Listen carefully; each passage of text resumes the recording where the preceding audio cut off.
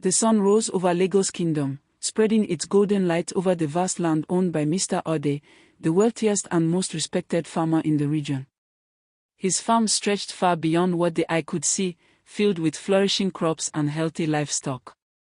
People admired him not only for his wealth but also for his wisdom and generosity. Mr. Ode had a beautiful daughter, Gloria, a 19-year-old girl with a heart as pure as gold. She was intelligent, humble, and full of life.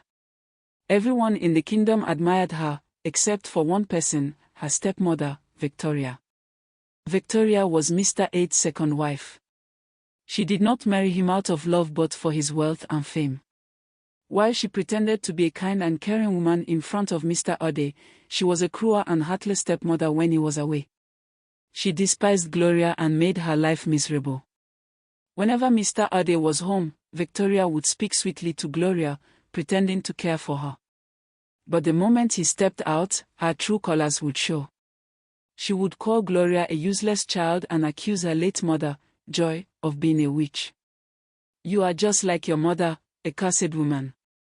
That's why she died," Victoria would shout at Gloria. Gloria, with tears in her eyes, would always stay silent. She knew her father loved her deeply, but she did not want to burden him with her problems. She believed that one day, things would change. One rainy evening, the sky was dark, and the wind howled through the trees. Gloria was inside, reading an old book her father had given her. Suddenly, Victoria stormed into the room. "Get out. Go outside and stay there until I say you can come back in," she ordered.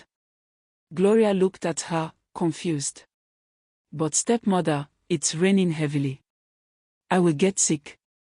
"I don't care," Victoria snapped. "Maybe if you get sick, you will disappear like your mother." Tears rolled down Gloria's cheeks as she walked out into the cold rain. She hugged herself tightly as the heavy drops soaked her clothes. She shivered, but she did not complain. She had endured worse. Victoria stood by the door, watching with a wicked smile. She enjoyed seeing Gloria suffer. She thought of ways to get rid of her permanently. "She's growing up fast," Victoria whispered to herself. "If I can force her into marriage, she will leave this house forever." That night, Victoria made a plan. She would lie to Mr. Ade and convince him that Gloria was not serious about her future. She would also stop Gloria from going to school so that she would have no choice but to marry early. The next morning, as Mr. Ade sat at the dining table, Victoria served him his meal with a fake smile. She waited for the right moment before speaking. "My dear husband," she began sweetly, "I am worried about Gloria." Mr. Ade looked up, concerned. "What is it?" "She is becoming wayward. She refuses to do house chores, she disrespects me, and worst of all, she sneaks out of the house to meet boys." Mr. Ade's face darkened. "That is not true. My daughter is well behaved." Victoria sighed and wiped a fake tear. "I know you love her, but she needs discipline. Maybe if she stops going to school and focuses on learning how to be a good wife, she will change." Mr. Ade frowned but said nothing. He loved Gloria, but Victoria was his wife. Could she be telling the truth? He had never seen Gloria misbehave, but Victoria's words troubled him. Later that day, he decided to speak to Gloria. When he called her, she ran to him happily, unaware of what Victoria had said.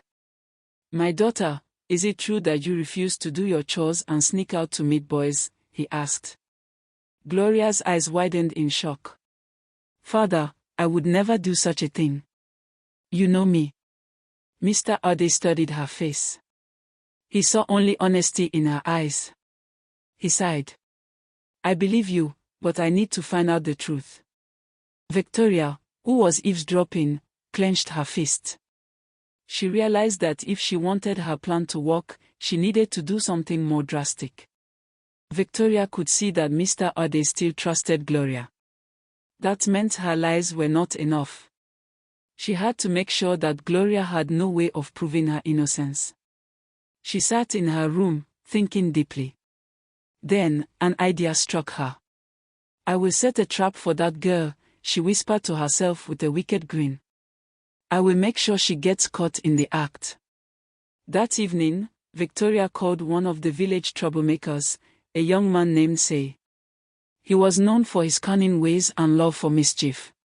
She handed him a small bag of money and whispered her plan into his ear. I want you to visit our compound late at night. I will make sure Gloria is outside. Pretend you are there to see her, and I will catch you both. My husband will have no choice but to believe me. Say smiled greedily and nodded. Consider it done. Later that night, Victoria waited until Mr. Ade had gone to bed. Then she walked to Gloria's room and knocked on the door. Go outside and fetch some water from the backyard, she ordered. Gloria was confused. But stepmother, there is enough water in the house. Are you questioning me? Victoria snapped. Go now, or I will wake your father and tell him you disrespected me again. Not wanting to cause trouble, Gloria obeyed. She picked up a small bucket and stepped out into the night. As she reached the backyard, she heard footsteps behind her. She turned around and saw Say approaching. What are you doing here? Gloria asked, stepping back. Before she could react, Victoria rushed outside with a lantern in her hand. Oh! I knew it. You shameless girl, she screamed. So you really sneak out to meet boys at night? Gloria's heart pounded. No, stepmother. I don't know why he is here. Victoria ignored her and ran inside to wake Mr. Ode. Moments later, he stormed out, his face filled with anger and disappointment. Gloria, what is the meaning of this? He demanded. Tears streamed down Gloria's face. Father, please believe me. I don't know why he came here.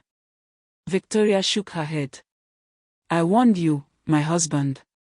This girl has no morals. She is bringing shame to our family. The only solution is to marry her off before she ruins your good name. Mr. Ode was silent, his heart torn between his love for his daughter and the shame of what he had just witnessed. The night was heavy with tension as Mr. Ode paced the courtyard, his mind clouded with confusion. He loved Gloria dearly, but what he had just witnessed made his heart ache. Was Victoria telling the truth? Had his beloved daughter truly strayed? Gloria, still trembling from the false accusation, stood with tear-streaked cheeks. Father, I swear on my mother's grave, I did nothing wrong. I don't know why that boy came. Mr. Ade looked into her pleading eyes, his fatherly instinct screaming to trust her.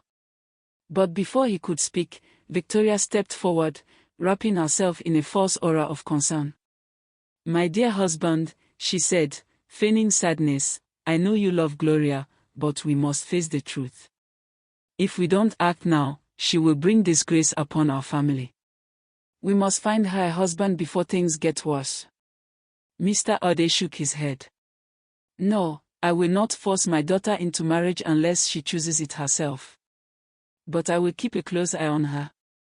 Victoria clenched her fist, furious that her plan had not fully succeeded. She needed to take things further. Days passed, and Victoria plotted her next move. She knew Mr. Ade's greatest weakness, his trust. If she could turn that against Gloria, she would win.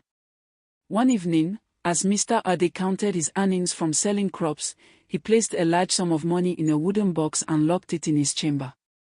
He trusted no one but himself with his wealth. The next morning, Victoria slipped into the room while he was on the farm. She pried open the lock with a small knife and took a hefty amount of money, hiding it in her wrapper. Then, she slipped back into the kitchen as if nothing had happened. When Mr. Ode returned that evening, he unlocked his box, only to find nearly half his money missing. His face turned red with anger. Who took my money? Victoria ran into the room, gasping dramatically. Oh, my husband. What happened? Someone stole my money, he bellowed. Victoria sighed heavily. Husband, I did not want to say this before, but I have noticed something strange. Gloria has been acting secretive lately. And just yesterday, I saw her with a new wrapper and some food items she could not afford. Mr. Ade turned to Gloria, who stood frozen in shock. Gloria, tell me the truth. Did you take my money? Gloria gasped, shaking her head. No, father. I would never steal from you. Victoria folded her arms, pretending to be sorrowful. Then where did you get the money for those things? Did someone give them to you? A man, perhaps. Gloria's lips trembled. I have nothing new, stepmother. You are lying. Victoria let out a dramatic sigh. If you are innocent, then let us search your room.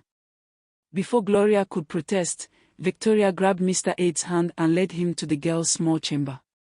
There, hidden beneath Gloria's mattress, was a bundle of money. Mr. Ade's heart sank.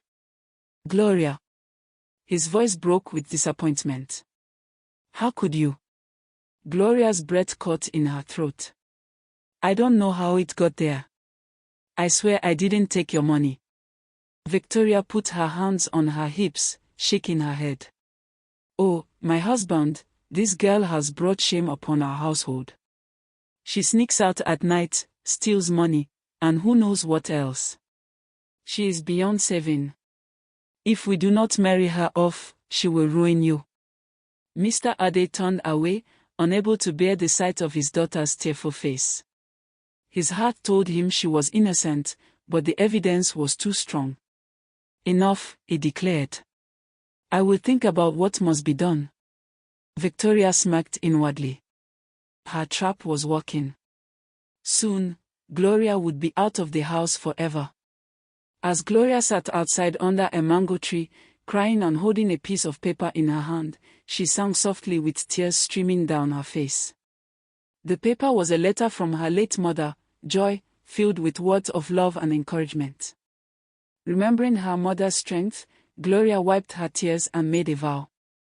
I will not let her destroy me. I will fight for justice. Her heart filled with determination. She knew she had to expose Victoria's evil before it was too late. Victoria, realizing that Mr. Ode was still hesitant to marry off Gloria, devised her most wicked plan yet. If Mr. Ode was no longer alive, she would inherit his wealth and have full control over Gloria's fate. One evening, she secretly added poison to Mr. Ade's evening meal, ensuring that he would fall ill gradually. However, as she was about to serve it, Gloria, who had been secretly watching her stepmother, stepped forward. Stepmother, stop! Gloria shouted, knocking the bowl from Victoria's hands. Mr. Ode, startled, looked up. What is the meaning of this? Gloria pointed at Victoria. She poisoned your food, father. I saw her. Victoria gasped in mock horror. How dare you accuse me? You are lying. But just then, Babajide, the old family servant, stepped forward, holding a small vial. I saw her too, my lord. And this is the poison she used? I found it hidden in the kitchen. Mr. Ade's face darkened with rage. Victoria! How could you? After all I have done for you. Seeing that her plan had failed, Victoria fell to her knees. My husband, please forgive me. I was blinded by greed. But Mr. Ode would not listen. He ordered the guards to take her away, ensuring that she would never harm Gloria again. As Victoria was dragged out, screaming, Mr. Ode turned to his daughter, his eyes filled with regret. Gloria, my child, can you ever forgive me? Gloria embraced her father, tears of relief streaming down her face. I forgive you, father. I just want us to be happy again. With Victoria gone, peace returned to the household. Mr. Ade vowed to protect Gloria and support her dreams, making sure she had the bright future her mother had wished for her. And for the first time in a long time, Gloria smiled, knowing that justice had finally prevailed.